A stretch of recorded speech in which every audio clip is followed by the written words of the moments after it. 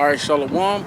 All praise, honor, and glory and fear to Yahweh Ba'Hashem Yahushai, Ba'Hashem Arakakadash. Double honors to the apostles and elders, a great millstone who rule well and lead our nation. And peace and salutations to the hopeful elect striving for salvation during these electrifying times. And a few sisters that's tuning in, I say Shalom. I want to go into prophecies. You know, prophecy. Apostle Tahar basically coined this year's the year of prophecy. And so I'm gonna go into prophecies because they're continuously happening on a daily, day-to-day basis. We're seeing them unfold before our eyes, all over. So, first scripture I'm gonna open up with, of course, is Romans 13 and 11. It says, "In that, knowing the time, that now is high time to awake out of sleep. For now is our salvation nearer than when we believed." Why are they nearer than we believe? Because prophecies are happening more and more and more. So as prophecies continue to unfold and happening, because of the time we're in. So the next scripture I'm going to get into is Sirach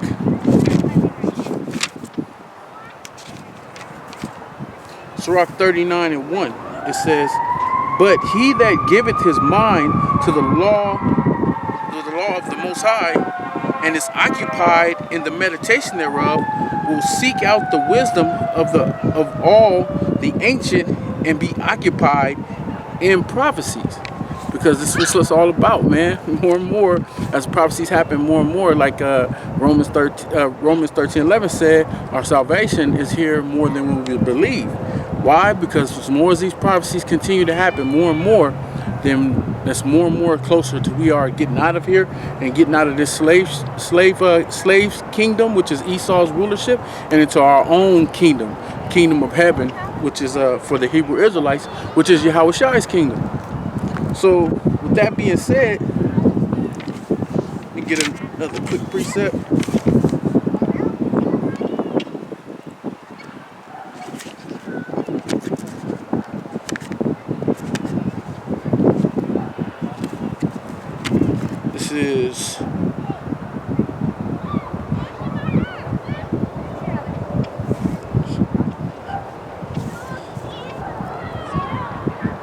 This is Sirach 6 and 37. It says, "Let thy mind be upon the ordinances of the Lord, and meditate continually in his commandments.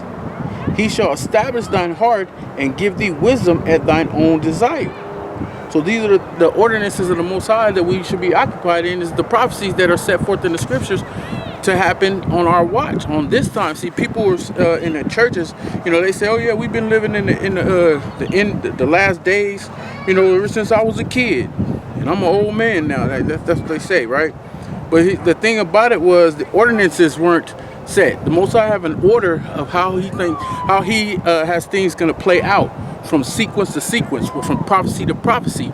All the prophecies that were written in the scriptures weren't happening when you were a little kid, or what happening when I was a little kid. And they've been saying that like we've been living in those times for ever since then. But the things weren't going down in the proper order, or the proper prophecies weren't happening at the level that they're happening at right now.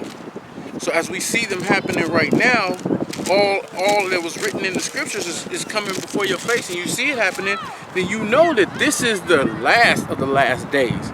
The last days began 2,000 years ago when Yahushua was on the scene. That started the cycle of the last days, but we're at the end of the last days. Like at the end of a day when the day's coming to an end. That's what we're in right now. We're in those times.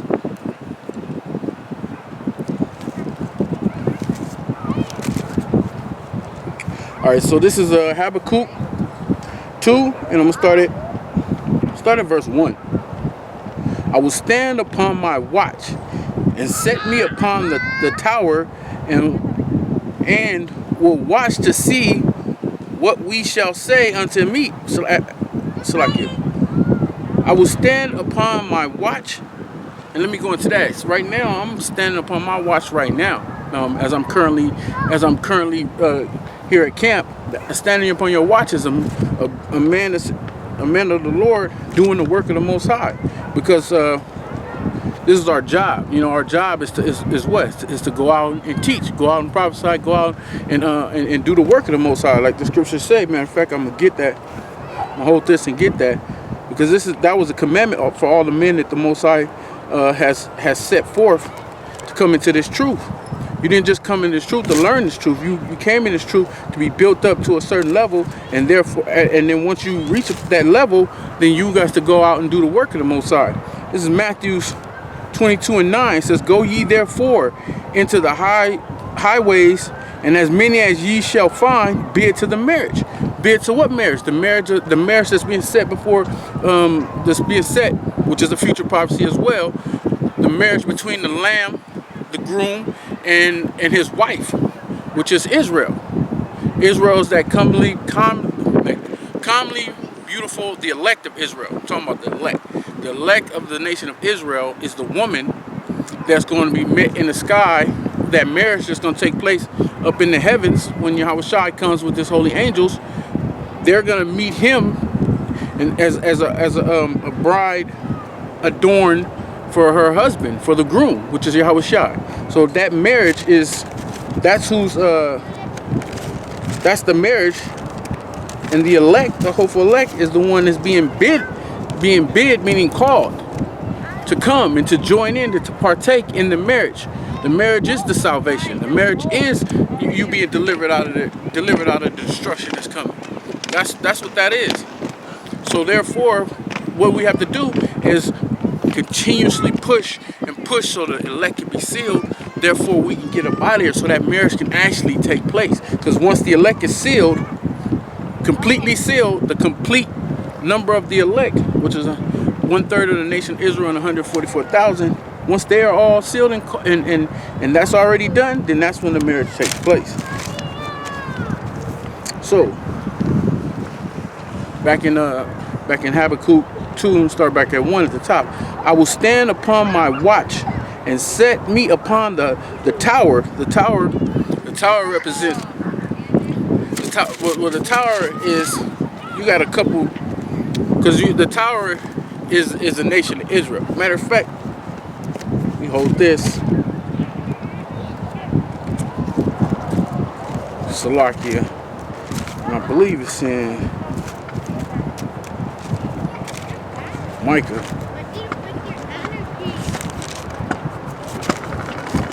Bear with me. Baba Shaw.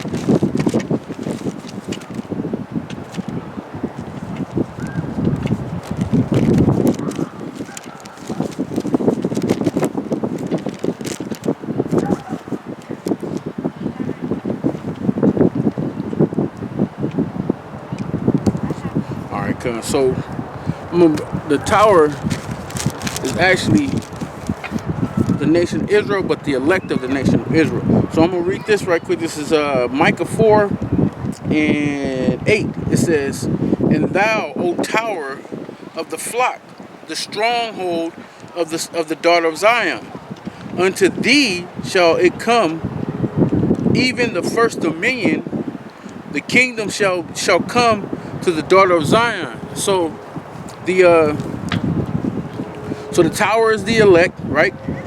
And the flock is the nation of Israel, and the first dominion is the deliverance, man, which is the second death. Then when the missiles drop, the elect is going to be beamed up out of that, and the rest of the nation of Israel, the 2/3 of the nation of Israel, is going to meet their judgment along with the other nations, and especially the so-called white man, Esau, Edom. You're gonna meet your full-fledged judgment, which is the righteous anger of the Most High.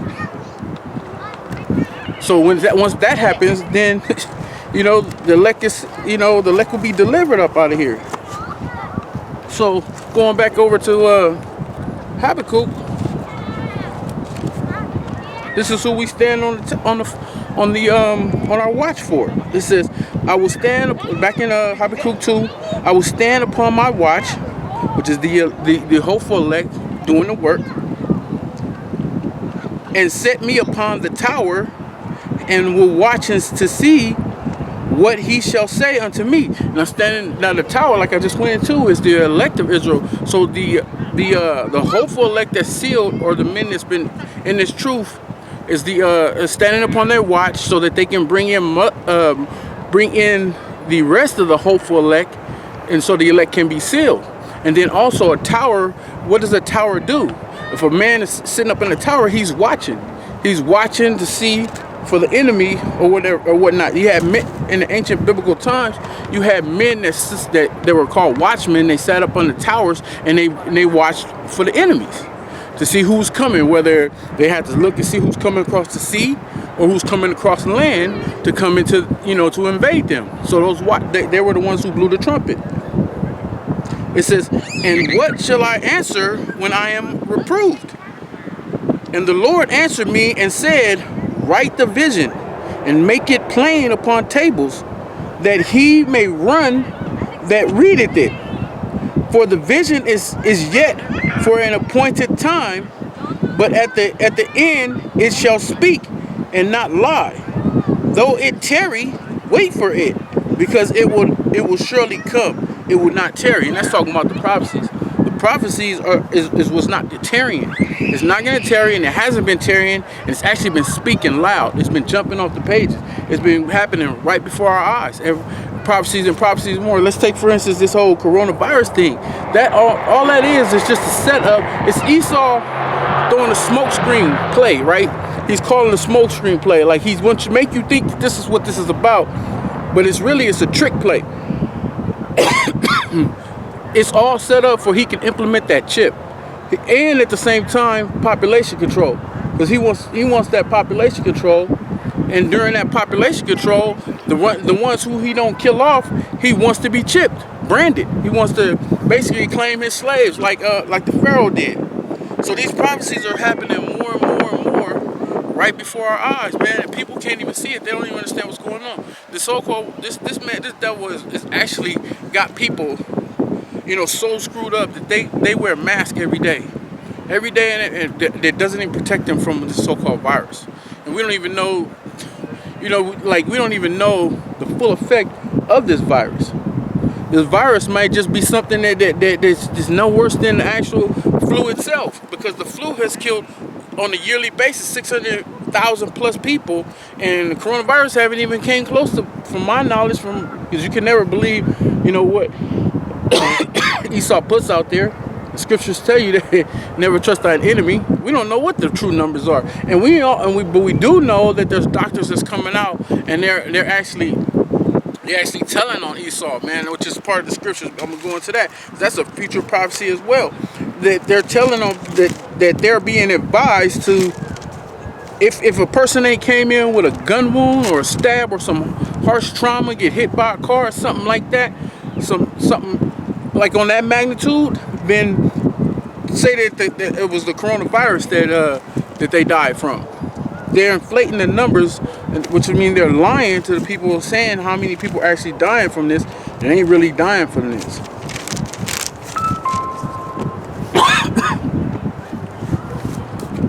Bear with me for a moment.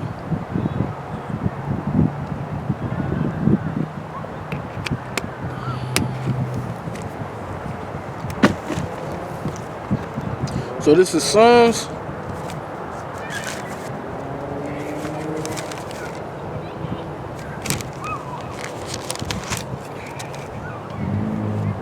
This is Psalm 64. I'm going to start at verse 7. But the Most High shall shoot at them with an arrow. Suddenly shall they be wounded. Him shooting at you with the arrow. It's the Most High talking about him, because the Most High is doing what he do with his men. He has his men out there, and we're pushing the truth, because you push lies, Esau. The so-called white man push nothing but lies, corruptness. He's known as the devil. He's called the devil because the word devil means deceiver, and he constantly deceiving the public. And so he pushed lies. And how do you combat that? How do you shoot at that? You shoot truth. And the men that are out here that's part of this truth, is coin the truth, because that's what we push. So we shooting back at your lies with the truth, and the truth will always overpower a lie, because the truth is math. It equals what it is. It's the truth. A math, which means truth, which means math. So 2 plus 2 will always be 4. No matter how much the so-called white man try to add his algebra to it and equations to try to trick you on what the true answer will be, which he'll say is 3, because he's just a bold-faced liar. But when you count them all up, it'll equal to 4, which is truth, which is math. You know, the truth of something will always drown out a lie. You know, so if that's why Esau. But the thing about it is Esau, he'll allow certain amounts of the truth to be, you know, put forth, but he'll throw little bits in it to make it a lie, because a little leaven the whole lump. If you got a glass of water and you put a little bit of ink in that water, it's going to tarnish and turn that water to black. And that's what he does. That's what he loves to do. But the Most High has been shooting at you with truth by his men. And then also everything that all the information that's coming out. So everything that's coming out is being shown that it's the truth. It says, verse 8, it says, so they shall make their vision, it's like they shall make their own tongue to fall upon themselves. All that see them shall flee away. And that's what's happening. You got this guy, this senator Jordan, I forget his first name, but he was pressing Anthony Fauci about this whole coronavirus thing, about how the spread of it, all the protests is,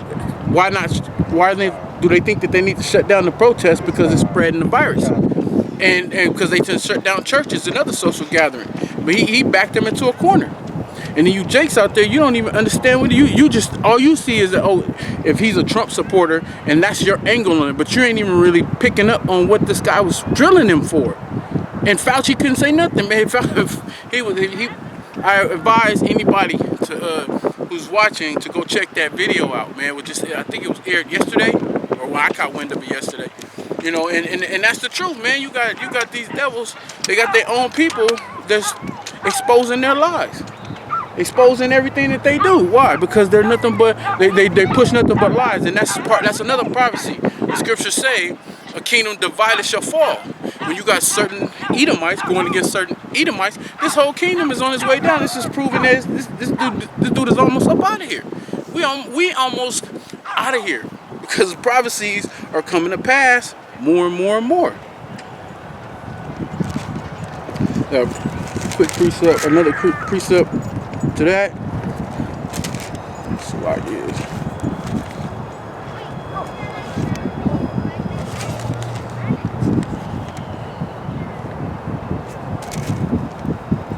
This is Job 15 and verse 5. It says, for thy mouth uttereth thine iniquity, and thou choosest the tongue of the crafty. Thine own mouth condemneth thee, and not I, yea, thine own lips testify against thee. That's you, Esau. Your own people is going to be testifying to help bring you down, which is to help tear down these lies, all the lies that you out there pushing and upon everybody. You got people, you got people so much that they trust in the so-called white man's tongue that they won't even question the fact about wearing masks every day and everywhere you go. As soon as you leave your house, you're throwing a mask on your face, but the mask cannot protect you. It has already been documented. It's already been said that masks cannot protect you. So if a mask cannot protect you, why the fuck are we wearing this? Why does it even have to be worn? If you got a mask on and you can smell an odor, that's just a smell. That's not even a virus. That's just a smell. And if you can smell an odor through your mask, that means whatever you're smelling is getting through your mask.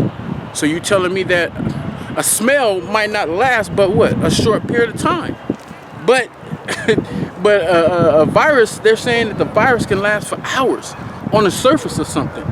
So you think that's not getting through? This is stuff that the so-called white man pushes, that people follow and listen to.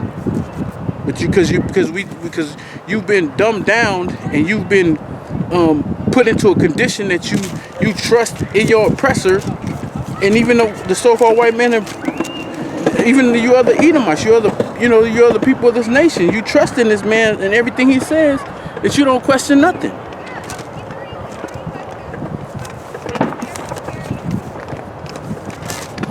So if you don't question or nothing, then how you gonna listen to what he says? The things he say is not even true. And I thought when I was coming up here, I said, she tell me that she seen somebody and she wanted to let me down easy. I swear that's what I kept thinking. I said, she gonna make me ride way out here. Bear with me for a second. I'm looking for this scripture.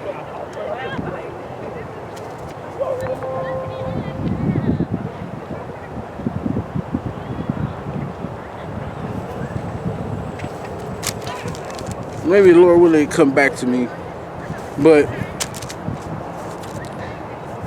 next scripture I'm gonna get it to is to see you Israelites out there, y'all just not just Israel, but just people in general, man. You fall completely under the vibration of the so-called white man, the frequencies that he pushed out, which is a low vibration, because he's a low vibration. But even the things that he don't want you to know of, he keeps you in a dumbfounded state, and then you follow his ways. The scriptures say you follow his pernicious ways.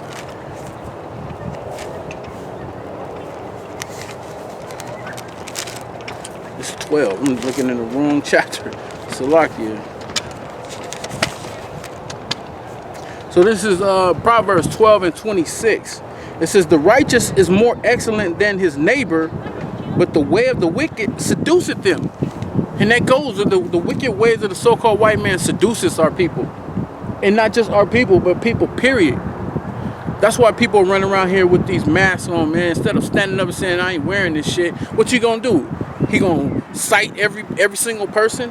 He gonna arrest every person? No, he's not. He's just gonna understand that they ain't falling for that. He gonna move to the next bullshit he gotta push on you. But if you just stand up and like, no, we're not wearing that. We're not putting on no mask. For what? I can smell somebody just farted. I can smell trash in the air. I can smell all this stuff. This mask ain't protecting me, so why I gotta wear it? It's just programming, man. Just like he programmed you people to get ready to go down to the polls and send in your votes in November so you get your vote for another president for no reason.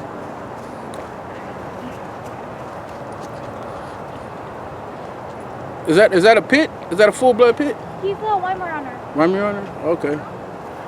Got a nice coat on him. He's a puppy. So. Oh, okay. All right, have a good night. You too. So the seduction is more and more of the lies that Esau pushes on people.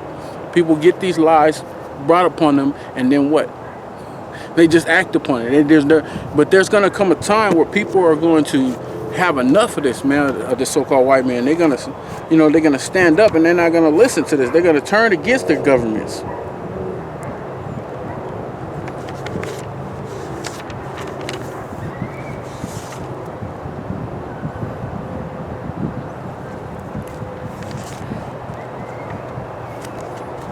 So Esau, I want to know the different lies that you're going to push when the people start, you know what I'm saying, to wake up out of those off your lies that you're pushing. I want to know your backup plan, because we know your original plan ain't gonna work. The scriptures say the Most High is gonna upset you. He's gonna disappoint you. You know, like David says, rise, disappoint the wicked. This is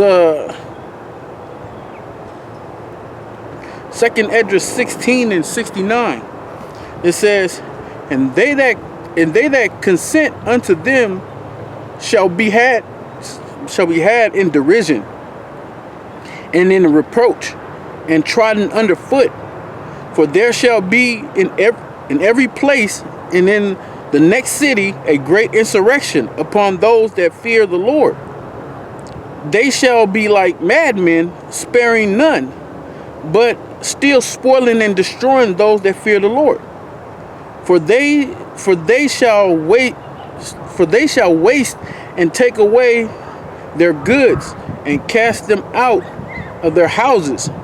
Then shall they be known who is my chosen, and they shall be tried as gold in the fire. Hear ye, my beloved, said the Lord. Behold, the day of trouble are at hand. These are all future prophecies. Like I said, I'm going into prophecies. So these things are coming to pass. These things are going to happen. This is a future prophecy. It says, hear ye, O my beloved, said the Lord. behold, the day of trouble are at hand, but I will deliver you from the same. That's why that goes right along with Romans 13:11. Our salvation is more than we believe. It's here near more than we believe. Why? Because the Most High is going to save us out of the things that's coming, that the so-called white man has, coming down the pipe. Esau is, he's going to direct his attention to persecuting the true believers, the true men of the Lord, the servants of the Most High. That's why it tells you, I'm going to go back up. It says, and they shall be like madmen, sparing none, but still spoiling and destroying those that fear the Lord. That's talking about those that fear the Lord, only the hopeful elect. Because there's some of us, Lord willing, that the Most High is going to put a strong spirit on. It's going to have to go down as a mortar, and that's honorable. And that's not a problem with the men of the Lord, because the Most High has you focused that the scriptures tell you. Matter of fact, I'm going to grab a precept. We coming out doing this work, we already know what the... we already know, like I read I read in Matthew 22:9, how it says, go out to the highways and hedges and bid them to the marriage. The deal was this, man. The Most High is going to give us everything, but it comes at a cost. And what the cost is, to sacrifice your living on this side. Sacrifice your life, meaning you're not in this world today, in this life, to live it up and have what?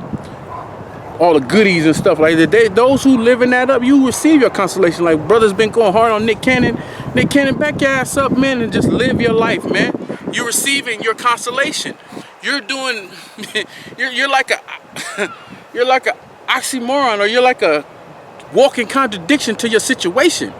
Your situation is to live it up, and you over here trying to mingle in the lane with us. This thing, no. Look, if you turn your life around and try to do what you can for the truth, and if you're not part of the elect, you're not chosen, you just forfeit, man. You just put yourself out there, and you wasting your constellation. The constellation is for you to have it up, to live it up on this side, in the world today that we live in, and then you're gonna suffer, and then you come into the kingdom. That's what it is. So if that's the case, then you just enjoy your consolation. Scripture tell you, you know what I'm saying, you're gonna have your consolation. But when it comes to the men of the Lord, that's gonna this in this thing, we're not here to live it up. It's a true contract, you know what I'm saying, between us and the Most High, that we have to fulfill it. You know what I mean? And we're happy to do so. This is Romans.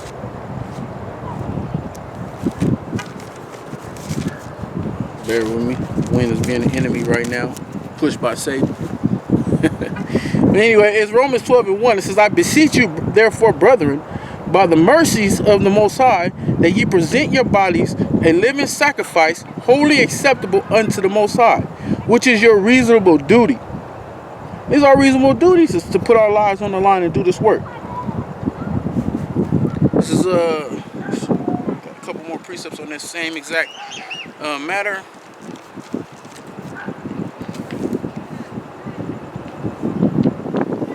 This is Philippians 1:20. It says, according to my earnest expectations and my hope, that in nothing I shall be ashamed, but that which is all boldness, as always, so now also Yahushua shall be magnified in my body, whether it be by life or by death. So our job and our main focus is to make sure that Yahweh Bashem Yahushua is magnified in our body of work, our body of life, and our body of living, the way we live. When someone sees us, they need to see Yahushua within us.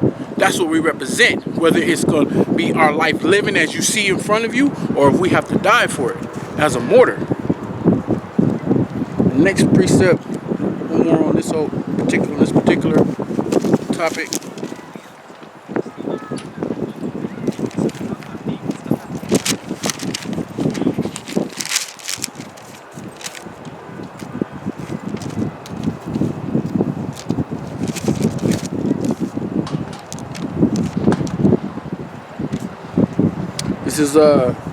This is Luke 17:10. It says, so likewise ye, when ye shall have done all the things which are commanded you, say, We are unprofitable servants. We have done that which was our duty to do. So we're unprofitable. We don't look for to profit in this world. You know what I'm saying? With something monetary or something fleshly. You know, we lay our life on the line for this. So we're not looking for any type of profits. That's why I was watching Apostles earlier, and Apostle Gabar was going into how Esau would always try to go to the old school at One West and try to get them to sell out, because they had all the churches in their back pocket. All the church, it's like Apostle Gabar said, he told High Priest Yaquab that they owned all the churches that's out there on that whole block, and they gave him a blank check and said, you know, basically, you know, what's your number? What's your price? Name your price. We'll pay whatever you want. Just stop teaching this. Stop, shut the school down or implement lies. And they didn't. They were men of integrity. But Esau always came to what? To try to get them to profit so they could sell out. They didn't want the monetary. The scriptures say why. The scriptures say why gain the whole world when you will lose your soul. Roughly paraphrasing. No, we don't want that. We don't want to gain the world. We want to gain Yahushua. We want to lose our life so that we may gain it. So we can get out of here. So we can count it, Lord willing, worthy to be delivered and named amongst the elect. So the so-called white man, look, we're gonna get into your destruction, your future prophecies, because you know, contrary to popular belief, you've enslaved the Most High's the apple of his eye. You have put his chosen people in slavery. We're continuously enslaved right now. So slavery is a future prophecy that's headed towards you, directly towards you. So this is Revelations, and there's no way of getting beside this or around this, Esau, and especially you, vocab Malone. Ain't no getting past this.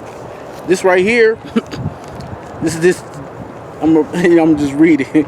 This is Revelations 13 and verse 9. If any man have an ear, let him hear. Obviously, vocab, you ain't got no ears to hear this, meaning no understanding. It says, he that leadeth into captivity shall go into captivity. So what nation of people that's known in history to lead a whole other nation of people into slavery? Who done that? And who continue to enslave those same people at this, at this junction in the world right now? It's only one. You continuously done this. This is a so-called white man. You have led the Israelites, primarily, the southern kingdom into slavery. But you also enslaved the northern kingdom too, because the scriptures tell you that we went into matter of fact, just read it real quick.